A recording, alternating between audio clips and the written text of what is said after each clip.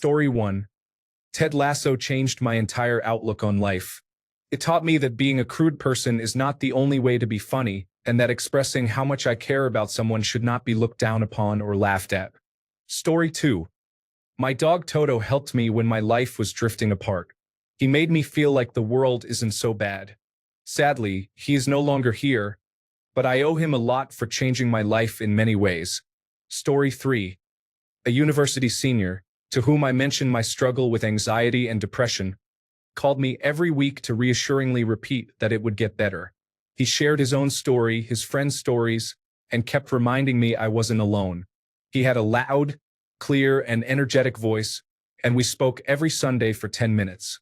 This support encouraged me to focus on my healing tasks each week.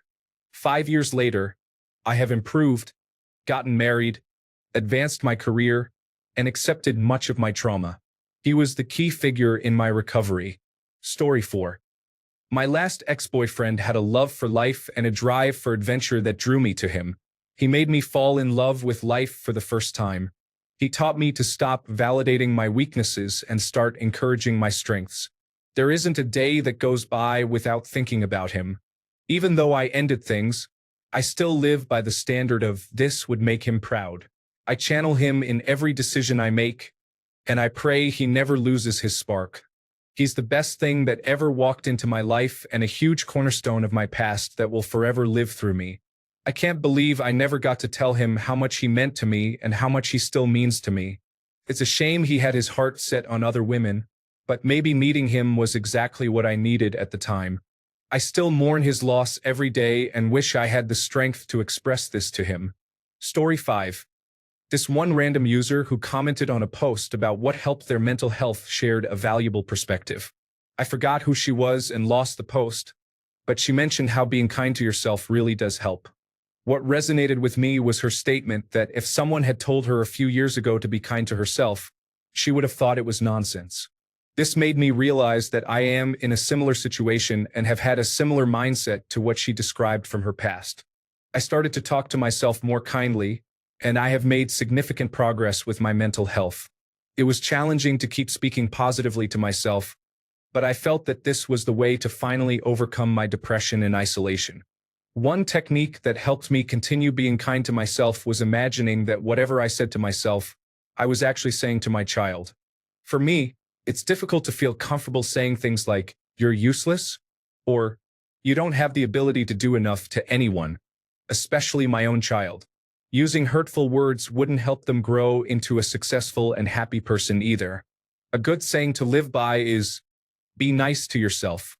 If criticizing yourself worked, it would have worked by now. Story 6.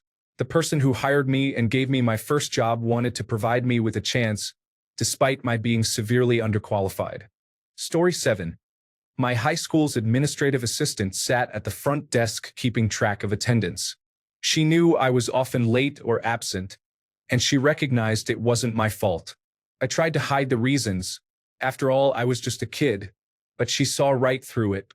Every time she called home to ask my parents why I was absent, she wasn't speaking to them. She was speaking to me. In my home, I was the one taking on the parental role.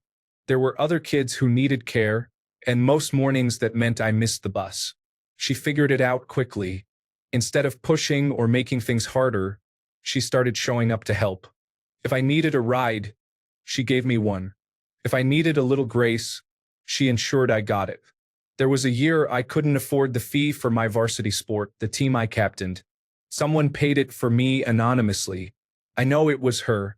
I now realize she barely made minimum wage herself, yet she covered my dues so I could stay on my team and not lose the only hope and joy I had. She's a true hero. Not the kind that seeks recognition, but the kind that quietly saves someone when they don't even realize they need saving. I think of her often, and every day, I look for opportunities to be that kind of light in someone else's life. Mrs. Shondel from Southview High School. If you ever see this, you changed my life and you saved me. My immense gratitude goes to you. Story 8. I have had many good mentors, including my first grade teacher, my high school photography teacher, and my science education professor. Can you tell I am a teacher? Story 9. The The principal of the school where I work gave me a chance to become a paraprofessional, despite my lack of experience working with children with disabilities. He even paid for my certification. I love my job and will always be grateful to him for helping me discover my purpose in life. Story 10. My 7th grade teacher in the 1980s. From kindergarten to 6th grade, I was considered the slow student. But this teacher saw potential in me. He sent me to take intelligence tests, and to everyone's surprise, I performed very well. My mother later told me he changed the way he taught me. It started with mathematics. Suddenly, things began to make sense.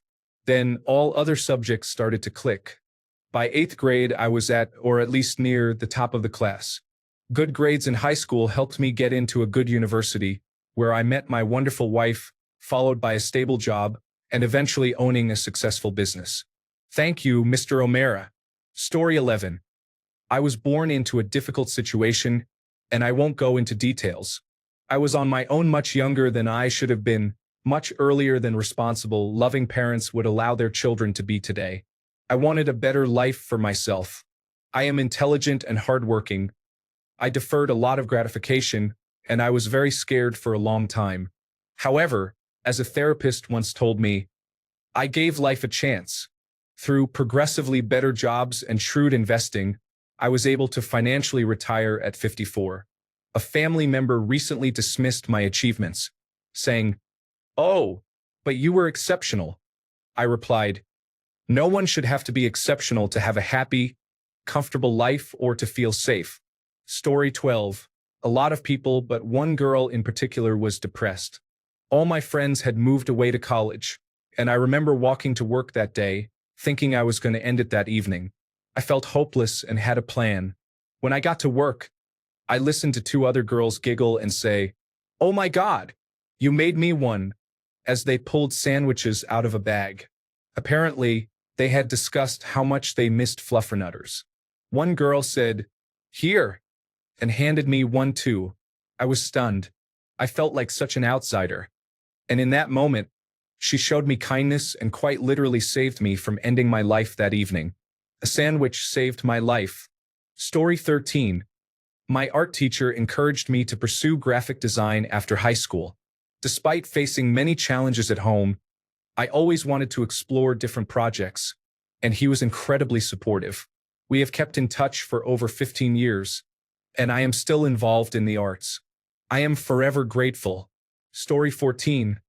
I had my heart broken in college, graduate school. I was 24 and I seriously thought I was going to die from the pain. I didn't do anything but sob uncontrollably for about 5 days straight. I didn't eat, sleep, shower, or literally move from my bed. My family was very far away, and I wasn't taking calls anyway. But finally, a family friend was able to reach me and hand me her cell phone. My mom was on the other end, and she told me that I was grieving. My dad died when she was 8 months pregnant with me. She said all she wanted was 5 more minutes with him.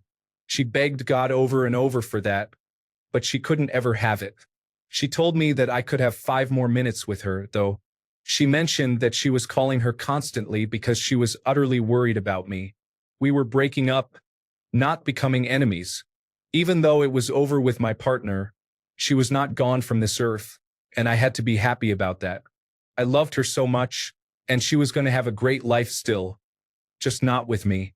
I could hold on to that, at least. Amazingly, that worked. I started breathing again because at least she wasn't dead. I could mourn the relationship, not the person like some fool. Unfortunately, I never got any therapy or worked through the trauma of that breakup. I threw myself into my career, and one day, 20 years later, I looked around and realized that I never let myself love anyone again. Oops. Oh well, I'm nearly retired, and I'm not going to change now. That wall is staying put, but yes, she changed me on a fundamental level that I was not fully aware of for too many years. My fault for not unpacking all that earlier. Story 15. Maybe not one particular person, but in 2017 I was experiencing some of the worst depression and anxiety that I didn't know how to handle. I had never experienced it prior to that. While I was trying to get help through medication, I was also able to cope by listening to podcasts. I really got into it in 2017, and shows like Mysterious Universe or Last Podcast on the left were just the sort of distraction I needed to stay calm until I received proper help. So, to the hosts of those podcasts, thank you. Story 16. A coworker lovingly called him Crazy Gerald. Gerald was married to a wonderful man, and together they raised 2 children while living on a farm. To understand this man's personality, think of a Dolly Parton-style drag queen who exudes so much pride that his pants are nearly on fire. You would have to be blind and deaf to not recognize that Crazy Gerald was gay. He recognized that I was bisexual and struggling with it. He often chatted with me before he transferred to a store closer to home. Honestly, he kept me from harming myself in my early 20s. He was a great man, and I would love to run into him again. I honor his legacy by regularly checking in on a friend whom I suspected was suicidal, and it turned out I was right. I saved his life. Story 17. Therapy took a long time for me to realize I needed it. I initially sought help for a specific issue, but it evolved into so much more. It was the best decision I have ever made. Story 18. Teachers have been both influential and challenging figures in my life, from kindergarten to university. The few inspiring ones far outweighed the average ones, with only a couple truly negative experiences. To all teachers, understand that you can make a significant positive impact. Story 19. My middle school best friend, Zach, helped me when I was an odd autistic child without any real friends. He adopted me and taught me how to fix my hair, dress better, and overall be a bit more typical. Although I remained unconventional and we stopped being friends early in high school, I ended up with a semi-normal life almost entirely thanks to him. Story 20. People do have an effect on our lives. They also have the ability to change us. Personally, I haven't explored life that much, so I guess the changes people have brought into my life are not that significant. Some have been really bad, while others have been really good. However, I view my problems as much smaller than those of others, which is why I don't like to discuss them with anyone. Honestly, it is not people who have changed my life. I believe that time has transformed everything for me, and these changes have made me appreciate my solitude. It feels better to be alone and enjoy my own company, although this might not be true for everyone. I don't want to mention the people who have impacted my life because I can't truly say they changed it. At least in real life, I don't have individuals who have fundamentally altered my existence, and if they have, I prefer not to mention them. However, I have some beautiful influences in my life, whom I haven't met, but they inspire me to love myself. They may not know if I exist or not, but they help me enjoy my own company. Additionally, there are some individuals online whose words and ideologies have had a very positive impact on my life. They have helped me learn to analyze right and wrong, good and bad, happiness and sadness, solitude and loneliness. I am grateful to all the good and bad experiences in my life, at least at certain points along the way. Story 21. 1. My therapist helped me learn coping skills that my parents couldn't teach me. They also assisted me in working through my mental health challenges and my identity crisis. One of my high school teachers provided a safe space when I was struggling emotionally at school due to mental health issues and an identity crisis that I could not discuss at home. They were a good mentor who taught me to accept not being the perfect student and how to better manage my expectations of myself in school. They offered a place to learn how to fail and bounce back. My husband has played a significant role in my growth since we met. He has encouraged me along the way, helping me out of some dark moments while loving me as I am. He has been instrumental in my journey to learn to love myself too. Story 22. The neighbor who abused me as a child then assaulted me at age 14 caused me to go from being a top student to dropping out of school. I turned to drinking, drugs, and dangerous decisions, with no regard for my life. What was meant to be a path to university and a successful career turned into a struggle with low-paying jobs and no qualifications. I ended up in a domestic violence relationship, escaping with a baby and lifelong injuries. Story 23. I don't know their name. 28 years ago, I was going through a rough patch and was feeling depressed and suicidal. I decided to end things, so I walked half an hour out of town to a waterfall. It was in a tourist area but was relatively quiet. As I was standing near the rapids at the top, preparing to jump in, A tourist interrupted and asked me to take a photo of them and their partner in front of the rapids. That moment snapped me out of my thoughts, and I didn't go through with it. After that, I began to reflect on my life and decided to improve myself. I haven't felt suicidal since and have tried to pay it forward as much as I can by helping multiple people seek help for similar issues. I don't remember what he looked like, what he was wearing, or where he was from, but he definitely changed my life. Story 24. Walking can help manage high blood pressure, especially in older males. Reducing alcohol consumption provides additional health benefits. When you are walking, fit individuals may be surprised at your ability to cover 2 miles effortlessly. Additionally, avoiding music and phone distractions allows you to clear your mind and focus on setting goals you may not have considered before. You also develop a greater appreciation for the seasons, nature, and the sky during your journey. Story 25. My foster dad, my boyfriend, my son, and my daughter. I'm sure my second daughter will change things too when she finally decides to leave. Story 26. Probably my wife's grandfather. He was a challenging person, but, in a strange way, a great man. I loved him. Story 27. My sister. Whenever I have a bad day and message her about it, she always knows how to make me feel better. She replies with something insightful and helps me realize that whatever my problem is, it's not that bad. Although I don't live at home, it's always wonderful to see her when I visit. She makes me look forward to being home. She's my best friend. I love her very much. Story 28. Jesus is an obvious reference, but the non-religious answer is Milan Kundera.